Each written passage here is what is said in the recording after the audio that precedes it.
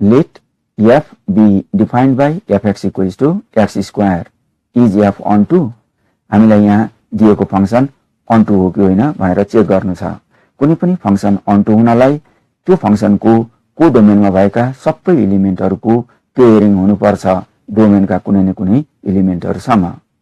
अर्थात यसलाई हामी अर्को शब्दमा भन्ने हो भने onto हुनलाई को डोमेनमा भएका कुनै पनि एलिमेन्टहरु अनपेयर भएर बस्नु हुँदैन। none of element in codomain is unpaired. अब यो कन्डिसन यो फंक्सनले सेटिस्फाई गर्छ कि गर्दैन यो चेक गरेर हेरौं। अब यहाँ पहिले दिएको कुरो लेखौं। हामीलाई यहाँ दिएको छ function integer function z to z छ र फंक्सनको रुल दिएको छ fx equals to x square. मानौ यो fx चाहिँ y हो अर्थात let y be equal to fx भनेर मानौ। अब fx त यहाँ x square छ। अब y बराबर x स्क्वायर हुँदा दुवैतिर स्क्वायर रुट लिँदा x बराबर रुट y देखिन्छ। त्यसकारण यसबाट हामी के पनि लेख्न सक्छौं भन्दा x बराबर रुट y हुन्छ। अब यही फंक्शनल रिलेसनलाई हामी यहाँ एरो डायग्राममा हेरौं।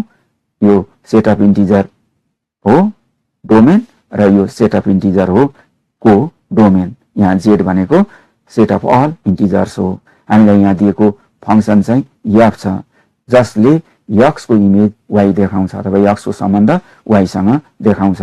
x को सम्बन्ध यो y को डोमेनको y सँग देखाउँछ। अब x को सम्बन्ध y सँग हुन्छ भने y को पनि सम्बन्ध x सँग हुन्छ र y को पनि सम्बन्ध चाहिँ x सँग हुन्छ। तर अब यहाँ हामी देख्दै छौं x भन्नु र रुट y भन्नु त एउटै हो। त्यसकारण y को सम्बन्ध रुट y सँग हुन्छ भनेर भन्दा पनि हुन्छ। अब यो इक्वेशनमा यदि y को भ्यालु -1 राखौ भने के होला हैन? यदि हामीले y बराबर -1 राख्ने हो भने अब -1 राख्न पाइन्छ कि पाइदैन भन्दा अब यो y भनेको को डोमेनमा पर्ने हो।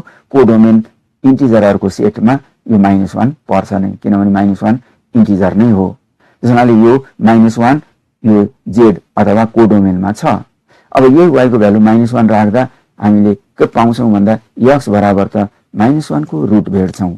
अब -1 को रुट भनेको त इमेजिनरी नम्बर हो। इमेजिनरी नम्बर त यो सेट अफ इन्टिजर अर्थात z मा हुँदैन अथवा यो डोमेन भित्र छैन।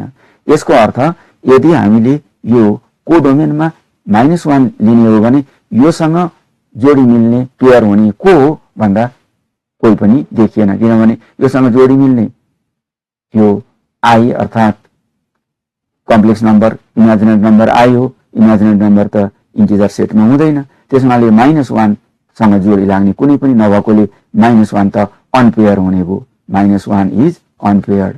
तर अघि हामीले के भनेका थियौं भन्दा onto हुनलाई कोही पनि अनपेयर हुनु हुँदैन। तर यहाँ -1 अनपेयर भएकोले त्यसकारण यो दिएको फंक्सन चाहिँ यहाँ onto छैन। Therefore f is not onto।